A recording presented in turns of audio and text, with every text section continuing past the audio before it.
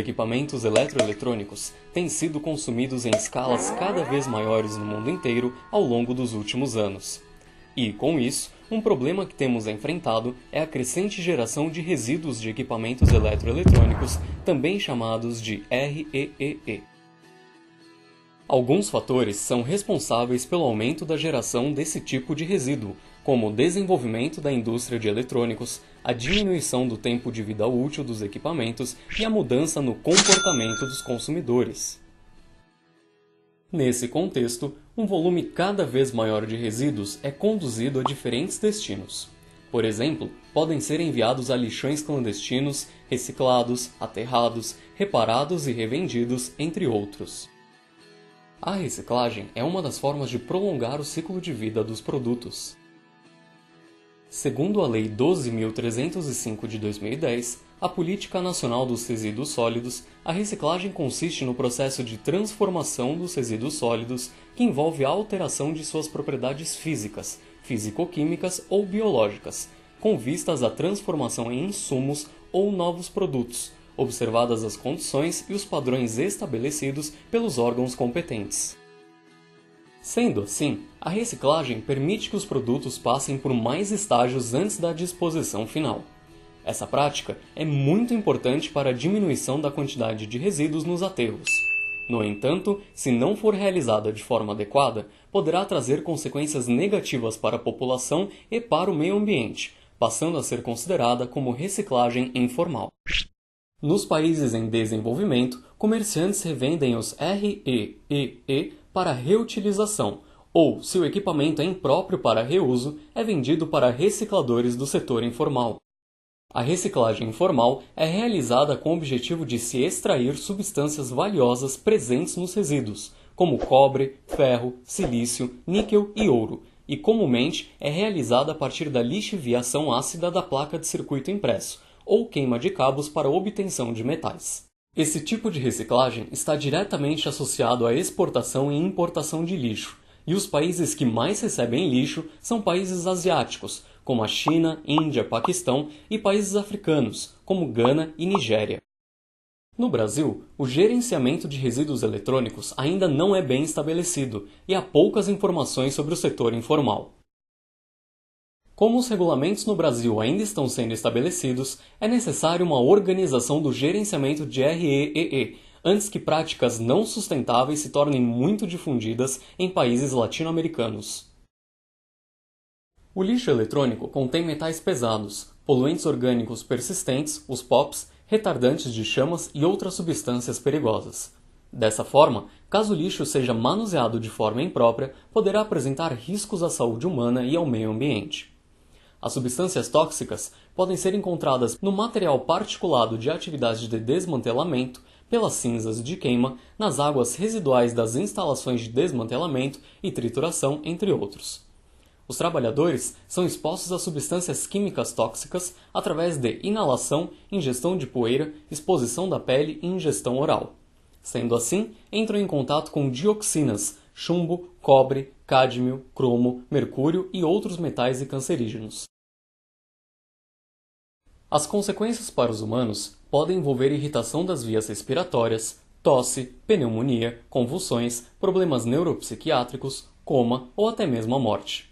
Além disso, os trabalhadores podem ter lesões físicas e doenças crônicas, como a asma, doenças de pele, irritações nos olhos e no estômago. Em relação ao meio ambiente, pode haver a contaminação do solo e das águas superficiais. Ocorre também o transporte de poluentes a longa distância, que envolve um risco de exposição secundária em áreas remotas. Por exemplo, pode-se citar a poluição atmosférica emitida durante atividades de queima e desmantelamento. Os resíduos eletrônicos que estão no setor informal também são responsáveis pela contaminação da cadeia alimentar, pois os contaminantes podem se acumular em terras agrícolas e ser absorvidos durante atividades pastoris. Além disso, as substâncias químicas podem se bioacumular em tecidos de animais e serem excretadas em produtos comestíveis, como ovos e leite, que são amplamente consumidos por seres humanos. Em uma entrevista com um reciclador do setor informal, que realiza lixiviação ácida de placas de circuito impresso em São José dos Campos, no estado de São Paulo, foram citados alguns diferentes processos para a extração de metais, e para cada tipo de material é recomendado um processo diferente. Um deles é a pirometalurgia, ou processo seco, que é a separação de metais a partir da temperatura. E há também o processo molhado, em que são utilizados ácido nítrico ou ácido clorídrico.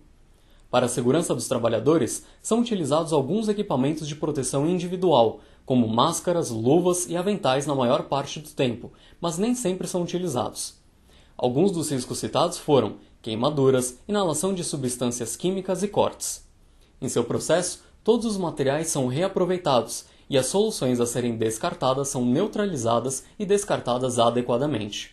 Ele iniciou suas atividades a partir de vídeos na internet e cursos online que ensinam a realizar os procedimentos.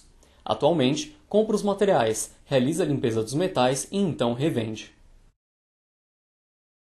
A formalização do setor de reciclagem de RE/EE para um sistema transparente é fundamental para o controle dos impactos ao meio ambiente e à saúde humana. Porém, deve-se levar em conta o extenso alcance do setor informal e a proteção dos empregos relacionados. A intervenção e o apoio econômico para transformar e integrar esse setor para um setor formal podem criar empregos sustentáveis futuramente. Apesar de o setor formal de reciclagem não conseguir eliminar todos os poluentes, produz impactos muito menores e apresenta melhor eficiência de reciclagem quando comparado com o setor informal.